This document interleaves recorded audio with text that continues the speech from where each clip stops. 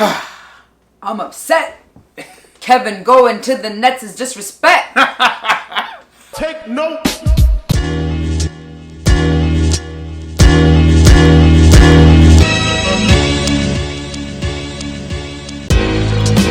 Big Beach. We're here. My man, Alan Houston. It's different this time, but it sounds like you're rich. in town. Well, it happened, but we're gonna address what happened, talk about our reactions. We were at a brunch, me, my mom, my sister, my girlfriend. Then she gets the Woj bomb. And she goes into catatonic shock. I feel horrible that I even said it months ago. Come And in, I don't know if we have it. I don't know if we actually have it on I'll tape. pull up the tape. But I said this Yeah. months ago that I could see Kevin Durant and Kyrie going to the Nets. I was being completely pessimistic and always kind of throwing it out there so that like it wouldn't happen, kind of thing. Right, yeah. And then we had this today. Here we are today. So, So, yeah, initial reactions. You didn't talk to me for like 30 minutes. Yeah, I didn't talk to him. You were just, what were you going through? I'll be honest, the KP trade hit me harder than this. Okay. Only because KP was ours. We drafted him and he was supposed to be here with us for the next 4 years. Right. Kevin Durant coming was like Up totally in the question air. mark. It was like we did not know what was going to happen. But he But- did come but- to New York, right? That's Just the thing. A different city. Him going to, I don't think any of us, Knicks fans out there as well, I don't think any of us would have cared if he went to, I mean, we would have cared. If he went to the Clippers, if he said with Golden Oh, State, I would have been like, cool, fine. go beat the If he went LeBron to the super Clippers, team. it would have been fine. Any Yeah. other team actually would have been fine. Him going right in our backyard, you know what I almost feel like? In a way, I'm starting to feel like he did not want to handle the pressure of the New York City media. Right. And the thing about Brooklyn, which I think is great for them, is that they're in New York City. Well, they're in New York. And, Well, they're and, New York and they're City, in New York 'cause City. the city is technically they're the in five New York boroughs, City, yeah. but they're not under the scrutiny and the magnifying glass that the New York Knicks are. Oh, it's going to get even, I mean, So let's see if see how that it starts changes. to shift. Right. Let's see if that shifts, because I will say this: he almost has a gap year. He does, yeah. has a gap year of not being really heckled by anyone because he's not playing. well, here's the thing. It's going to be so interesting. If KD's walking around New York City, he's going to get shit. That's a fact. There's been all these arguments about who's Brooklyn's fan base, etc. Listen, they're young. They're like young kids. It's They're the young expansion kids, they're team there. though. It's almost like their expansion team. Even though they were in New Jersey, it's almost like a new team that moved there. They will build fan base over time. That's a fact. Stars bring fans. It's not. If you think Barclays Center is gonna be dead next year, or even maybe obviously next year with Kyrie will still be a bit more exciting. You think they're gonna be dead in 2 years with KD and Kyrie?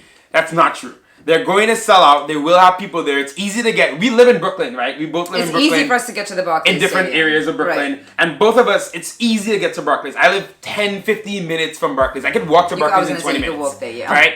It is not. Once you're there, obviously the train, like, it's not an impossible place to get to, right? The Coming from the city, it's coming like to a the city. super easy There commute. will be Super easy some, there commute. will be a thing. But for me and for the New York Knicks franchise, we've had years upon years of unmitigated rule over this city. We dominated the papers, we dominated everything. When the Nets were in the finals in 2002, no one cared. They will care now. And for the front office and for everything going forward, I do genuinely believe that pressure and competition is the best thing for anyone in life. And I do think the Knicks getting away with so much they've gotten away with in the last 20 years. Now it's really on them to succeed and make the right decisions and build a team the right way. So funny enough, what the Yeah. Nets did is a typical Knicks move. Right. Which is to Well, they got the injured guy. Which is to get the injured guy. They got and the then to chemistry get- issue guy, Right. So and that's they got rid of their guy for it, which is D'Angelo Russell. D'Angelo Russell. So that's a typical Knicks move. So I will say this as well. I am feeling still very confident about what the front office is doing. Right, and this is I the feel thing. secure Right. and confident with whatever decision that they make. I think this is the biggest thing. Our front office, and we just signed Julius Randle to a nice deal. We'll talk about that in a second. Our front office cannot react to what another front office does. They can't react to media pressure. They cannot react to fan pressure. That's what a bad front office does. A front office that's wishy-washy, that's going back and forth. You because scramble. Like something you're happens scrambling. over here and then you start scrambling. Right. And to if do one thing we something know else. about Perry is that he plans ahead, he puts down his stuff, he makes sure he knows every possible outcome. One thing I want to say, because I've seen a lot of people asking why. All year long, people have been telling me Brooklyn's not a player. Who wants to go to the B team? Blah, blah, blah. We have been bad for 20 years and we need to own it. I'm a believer that in life, until you own what you've been doing, the mistakes you've been doing, everything, it's hard to come out the other side and be a better person or be whatever. There's steps to take. There's steps to take. It doesn't just go from here to there. Exactly. And you why? You have to prove and start showing that you've changed. 100%. Which we started doing last year. We started to show we've changed the culture. Yeah. We have these young players. We're building from the bottom. Started from the bottom. Now we up. Well, I don't know if you're here yet. We're not here yet. We're getting there. We're working out. But that's the point. That's exactly the point. We're building towards it. It wasn't going to happen like that. You don't shake off 20 years of stink in one summer, right? Our reputation as a bad franchise, dysfunctional, still exists out there, even though us as fans know better. We know they've made fundamental changes in how they build this team and what they're doing. But the perception exists. And just like a friend you can't rely on, that you know you can't rely on, that you eventually kind of realize like they have to prove themselves to you before you can rely. It's the same thing. Right. While we know, like I said, while we know this and we believe it, and I definitely believe it's true, and I'm not even worried about our future, to be honest, I definitely think they're going to do things the right way. The fact remains, front offices, players, coaches, the media, and even the media is very biased at times. They won't believe it till we're winning games. They don't want to hear about a culture change. I want to see the media shift their focus To now to Brooklyn. And let us build in peace. Give us a little breathing room. Let us build in peace and let us slowly come back up. That's what I feel. That would be great. But now, Julius Randle. Right, let's get to him. I want to talk about KD more. All right. Yeah. So let's talk about this deal. You get KD off the Achilles, Kyrie. They're both going there. Year off. So we're not going to see KD for a year. This Knicks-Nets rivalry, and I've been stating it. People have been on Twitter, every time I say it. It's going to be a Subway series like no other. It's going to be bigger than any Subway series they had between baseball and football. It's going to be huge. I've been telling people, it's a basketball city as well. I've been telling people all year, listen, the Nets might have something here. Brooklyn is not this barren landscape. It is not New Jersey, right? There's a reason they're getting these meetings. People will be like, oh, whatever. I'm not saying it because I'm from Brooklyn. I hate the Nets. I'm a diehard Knicks fan. GQ named Brooklyn the sexiest city in the world to live about, I want to say 7-8 years ago. See? I remember reading an article about Brooklyn being the hot, happening new city. Everything is here. Everything is here. It's been on the rise. Culture, and then them building the stadium here, which took a while for them to build. But it's all a good location the too. concerts happen here. So we have to be honest with ourselves. The idea that like, oh, it's a Mecca, Madison Square Garden, no one wants to know. Listen, we love Madison. We have season tickets. We love Madison Square Garden. We understand the mystique. We feel it when we walk in the building. We do not feel that whenever we go to Knicks games at Barclays. But fandom and culture builds over time, and Brooklyn had positioned themselves in a good place that they were going to make this happen. While I do think we have the, like what they've done recently, what we've done recently, definitely bodes well for us.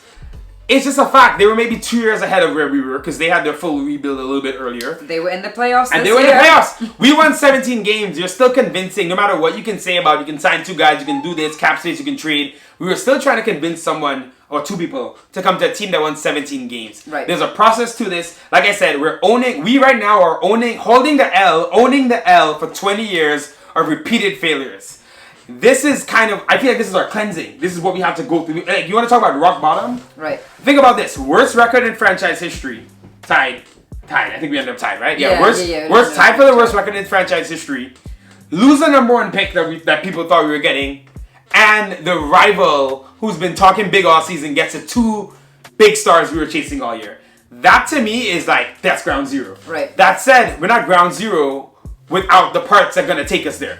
We could have been ground zero right now with no one on the team. That's the thing. We could have had our old team, everyone sucking, bad contracts, everything, trying to sign KD and Kyrie. Right. Now they're gone, so you have to return to KD and Kyrie. Yeah. What do we have now? We have a young team that we all believe in, right? We have cap space, we have draft picks. We have a future that the Knicks have always wanted and Knicks fans have always wanted. So we shouldn't look at this. What they're doing over in Brooklyn should not affect us. Even though it will feel like it. When this situation sort of happened with LeBron, right? In 2010, yeah. In 2010. And how I felt about that, and I wasn't following the Knicks as closely as I am now, but how I felt about that at that time was that I didn't want LeBron to come here and be our savior. Right. To get us into the playoffs and to get us to a championship. I wanted to see us build. So maybe sort of in the same token... yes, I did want Kevin Durant to come, but he would have been that player as well. He would have been that savior coming to take us to the promised land. Right. So maybe it is better and things have happened this way for us to build the correct way. I'll say last thing on this. If we believe in the basketball gods and the idea that they put things together, I'll put it this way: the Knicks had to exercise all their demons to get through to the other side. So have we done that now? So I'll give you the demons. Is it done now? Here's the demon. I hope so. Demon 1, right? Signing the injured player. We did it with Amari. He wasn't injured at the time, but we knew he had issues with his knee. Phoenix would not give him a full guarantee of his contract. The Knicks signed him within a year, injured for pretty much the next 4 years of the contract. We saw what happened, right?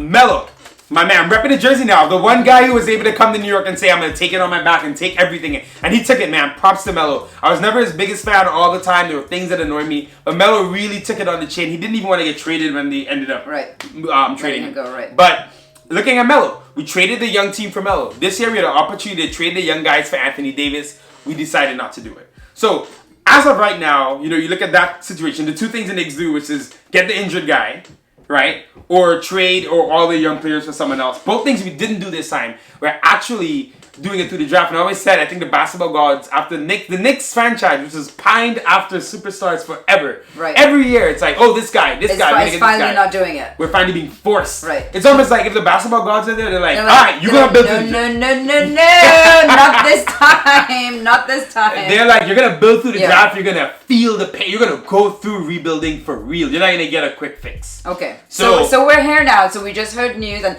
maybe there's more news going on right now that we're we're going to have to hearing. be on the phone. But Julius Randle, we've just got him for a really, really good deal. He said $21 million for 4 years. 21 but 3 years. Per year. Yeah. For 3 years. Listen. So you've seen me on Knicks Fan TV. We've spoken about Randle a little bit before. I was never all in on Randle. Is he going to be like our best player on the team? He is going to be our best player immediately from starting.